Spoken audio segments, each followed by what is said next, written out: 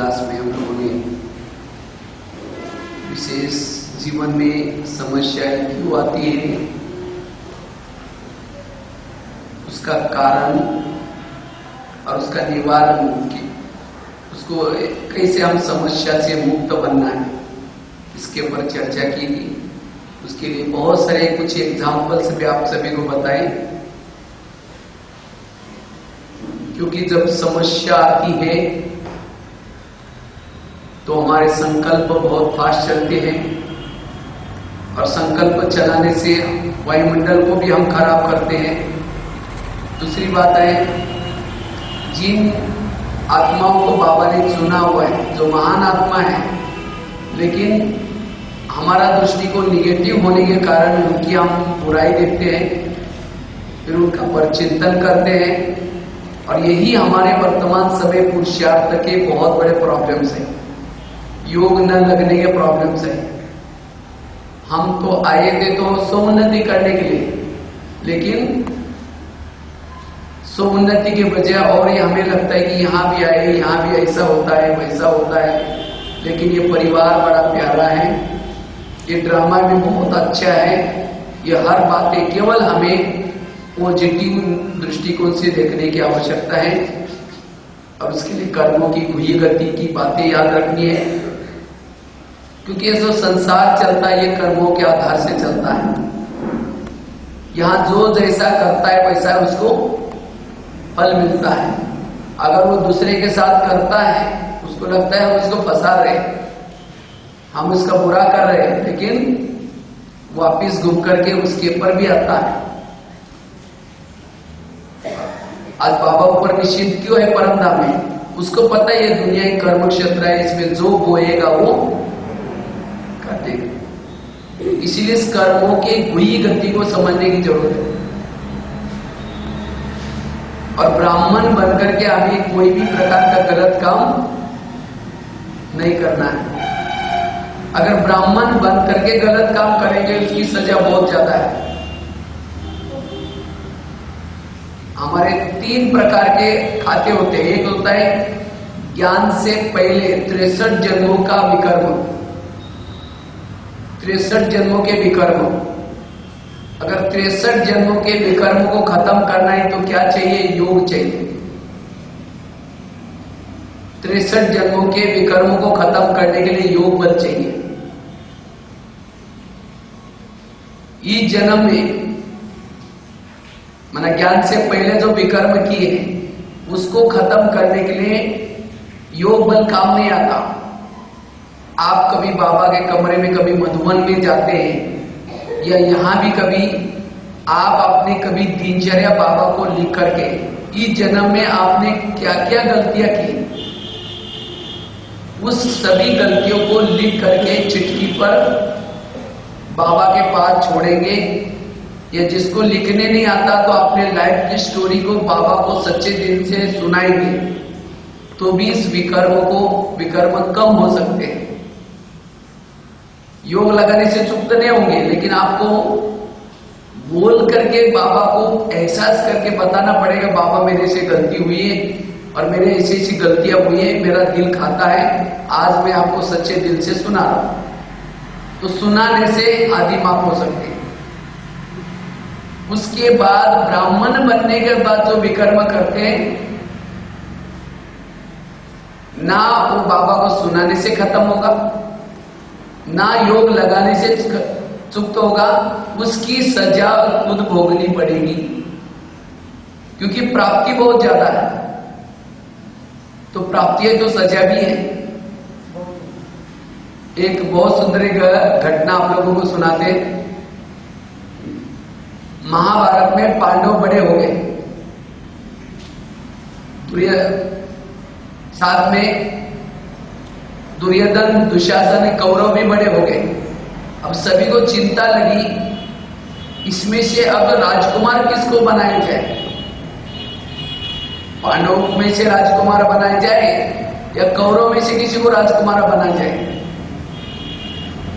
तो सभी ने सोचे कि इसमें योग्यता इनकी परीक्षा लेनी चाहिए, ये दोनों में से योग्य कौन है? तो क्या किया, एक दरबार बिठाया और दरबार में पूरे सभी लोग महारथी रथी सब थे, कौरव भी थे, पांडव भी थे, राजा भी थे। और अचानक क्या किया, 4 लोगों को पकड़ करके लाया उस दरबार में। और सबसे पहले दुर्योधन को पूछा, दुर्योधन बेटा समझो तुम भविष्य में राजकुमार बनोगे और तुम्हारे दरबार में ऐसी कोई केस आएगी तो तुम उसके लिए क्या सजा दोगे बताओ।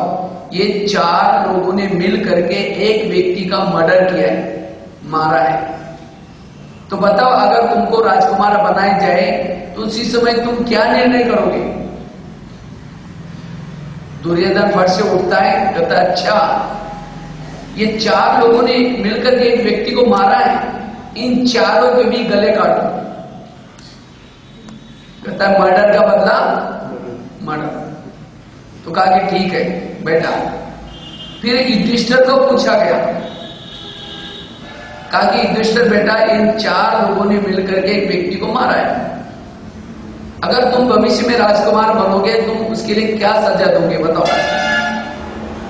तो युधिष्ठिर गंभीर हो गया और फिर पूछता है कि मैं अगर बुरा ना मानो मैं इनकी जाति पूछता हूं। युधिष्ठिर बोलता है, उसी समय शकुनी बीच में उठ जाता है, कहते हैं इनकी जाति से क्या मतलब है। तो सबने कहा कि अरे भाई मतलब है तब तो पूछ रहा हूं, क्योंकि उसको लगता है मेरे भांजे ने जो बोला वो यही सही है। तो फिर कहा कि ठीक है, इसमें से 4 थे, 4 में से एक था शूद्र, दूसरा था वैश्य, तीसरा था क्षत्रिय और चौथा था ब्रह्म। 4 कुल के 4 लोग थे और ये चारों ने मिलकर के एक व्यक्ति को मारा था।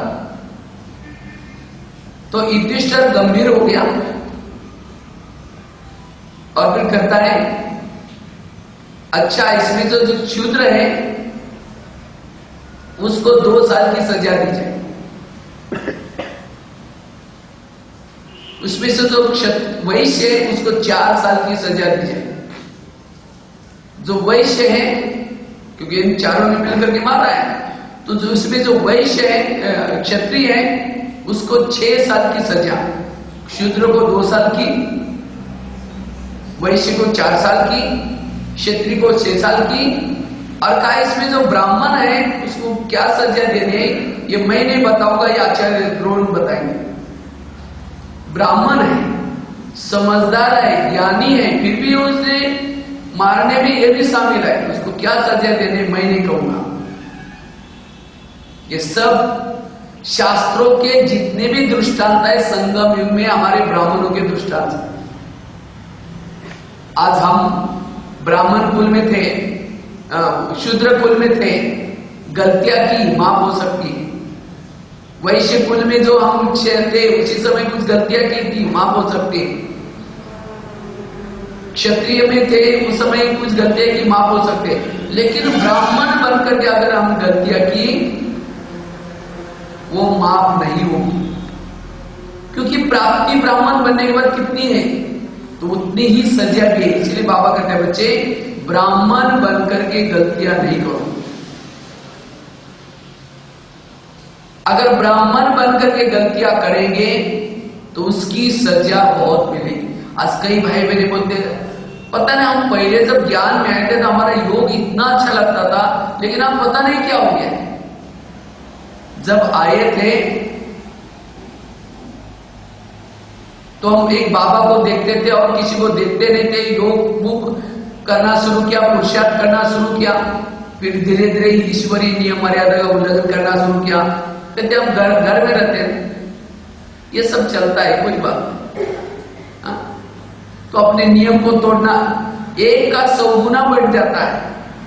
और एक बार ब्राह्मण बनकर के गलतियां की उसकी सजा मिलती। इसलिए बाबा कहते बच्चे ब्राह्मण बनकर के गलतियां नहीं करनी। जो ब्राह्मण बनकर के गलतियां करेगा उसका फिर योग मुश्किल है। इसलिए में अटेंशन रखना है। ब्रह्मा बाबा ने भी एक मुरली में कहा था, अगर अंतिम समय ब्राह्मण बनकर के गलतियां करेंगे, मैं तो धर्मराज के बाजू में बैठूंगा और कहूंगा इसको अच्छी तरह सजा दो, इसने ये गलती की। उस समय अभी तो मदद करता है, बाद में मदद नहीं करेगा। इसीलिए कोशिश करके ब्राह्मण बन करके हमें जो छोटी छोटी गलतियां होती है उसके ऊपर ध्यान देना है, क्योंकि कितनी प्राप्ति होने वाले हैं। क्योंकि इससे हमारे जीवन में एक बार अगर गिरावट शुरू हो गई तो फिर चढ़ना बड़ा मुश्किल है। इसलिए हमें अटेंशन देना है, और अभी समय भी बड़ा कम है, समय हमारे पास बहुत कम है। जो मैंने सवेरे बातें बताई आपको, आज हम छोटी छोटी विघ्नों का चिंतन करते रहते हैं, किसी और का चिंतन, ये चिंतन पर चिंतन करके हमारा टाइम वेस्ट हो जाता है। इसीलिए अब हमें एक सेकंड भी हमारा व्यर्थ नहीं गंवाना है। एक एक सेकंड का सफल करो। पिछले सीजन में बाबा ने बार बार समय का इशारा दिया था, और अब कौन सा समय चल रहा है? जैसे एक होता है भागवत, दूसरा होता है गीता, और तीसरा होता है महाभारत। 3 अपोजिट एपिसोड है, भागवत, गीता और महाभारत। तो भागवत तो पूरा हो गया। भागवत किसको कहेंगे? जैसे गोप गोपिका ने गोप गोपिका को कृष्ण ने कोई ज्ञान नहीं सुनाया, लेकिन उसने अपने स्नेह की, प्यार की पालना की, और इसीलिए उसकी लगन बहुत तेज थी। तो ये जब ब्रह्मा बाबा जब साकार में थे, हमारी सभी दादियां थी उस समय, खैर हम तो थे नहीं, उस भागवत को देखने के लिए हम लोग, ये हमारा सौभाग्य नहीं रहा। तो वहां बाबा कोई ज्ञान की इतनी गहरी बातें नहीं सुनाता था, लेकिन बाबा ने जो स्नेह दिया, जो प्यार दिया, और उसके कारण वो सब प्यार से पलते थे। उसके बाद ब्रह्मा बाबा जब अव्यक्त हो गए तो भागवत क्या हो गया? वहां पूरा हो गया। और उसके बाद फिर गीता का एपिसोड शुरू हुआ। जैसे कृष्ण बड़ा होता है तो क्या करता है? वो गोप गोपिका में खेलने में नहीं लगता, जिसके लिए वो आया था वो काम करने के लिए जाता है। वो आया था गीता का ज्ञान सुनाने के लिए। इसीलिए ब्रह्मा बाबा जब अव्यक्त हो गए, फिर दादी को निमित्त बनाया, और दादी को निमित्त बना करके फिर चालू क्या हो गया? गीता का ज्ञान। और उसके लिए अलग अलग सेंटर खुले, उसके बाद अलग अलग जगह पर बहुत सारे सेवा केंद्र खुल गए, और उसके बाद दादी के का इसमें कितने सारे जगह पर ये सेंटर चारों तरफ फैल गए, और उसके बाद गीता का ज्ञान चल रहा है। और वो भी पार्ट आप धीरे धीरे दादी अव्यक्त हो गई, उसके बाद आज गीता का पार्ट भी धीरे धीरे खत्म हो गया। अब महाभारत का पार्ट शुरू होने वाला है। महाभारत मतलब क्या? बस युद्ध युद्ध युद्ध। और उस समय गीता का ज्ञान सुनने का टाइम भी ना टाइम होगा, ना अभी भी चल रहा है गीता का ये, लेकिन अब कुछ समय के बाद ये भी बंद होने वाला है। उसके बाद लड़ाई शुरू हो जाएगी। इसीलिए बाबा कहते बच्चे अपना टाइम वेस्ट नहीं करो, जितना इस ज्ञान को सुनते हैं उसका चिंतन करो, मंथन करो और अपने जीवन में लाओ। अभी हमारा टाइम वेस्ट करने का टाइम नहीं है। इसलिए जीवन में छोटी छोटी बातें आती हैं, इस बातों को जीवन में सहन करना है। जैसे मैंने आपको बताया था परचिंतन वाला टॉपिक, लेकिन ये टॉपिक हम रात्रि लेंगे 9 से 10, क्योंकि ये बड़ा अच्छा टॉपिक है। तो हमने कहा अभी तो ज्यादा अपने पास टाइम नहीं है, इसीलिए वही सहन शक्ति का टॉपिक को हम सवेरे का तो बताए थे, हमें समस्याओं का समाधान करना है, लेकिन उसके लिए कौन सी शक्ति चाहिए? सहन शक्ति। लेकिन सहन शक्ति कब आएगी? अगर हमारे अंदर सहन शक्ति आएगी तो हम शिव शक्ति बन सकते हैं। सहन शक्ति वाला शिव शक्ति बन सकता है। सदा शिव उसके साथ में रहेगा, कंबाइंड रहेगा। जिसके पास सहन शक्ति नहीं, वो शिव शक्ति नहीं बन सकता। हम दूसरे के लिए काली बनते हैं और अपने लिए क्या बनते हैं? शीतला बनते। अगर हमारे से गलती हो गई, देखिए कोई बात नहीं, चलता है, कोई बात नहीं। और दूसरे ने गलती की, क्या बनेंगे? काली को रूप धारण करके बने। अपने पर काली बनो, दूसरे के लिए क्या बनो? शीतला बनो। अपने ऊपर काली का रूप धारण करना है। इसलिए हमें सहनशील बनने की आवश्यकता है। और जो सहन करता है उसी का पद सतयुग में क्या होगा? ऊंचा होगा। जितना जो ज्यादा सहन करता है, अभी भी आप आज तक आपके जीवन में बीता हुआ समय याद करो, और उस समय में अगर आपने बहुत जीवन में सहन किया है तो आपका पद भी कैसा होगा? ऊंचा होगा। अगर आपने जीवन में कुछ भी सहन नहीं किया, आपका सतयुग का पद ऊंचा नहीं होगा। अगर कोई छोटा बच्चा है, अगर सामने कोई पेपर आता है, टीचर उसको मारता है, तो बच्चा मम्मी के सामने जाकर कहेगा मम्मी मुझे स्कूल में नहीं जाना, टीचर मुझे मारता है, मैं स्कूल में नहीं जाऊंगा।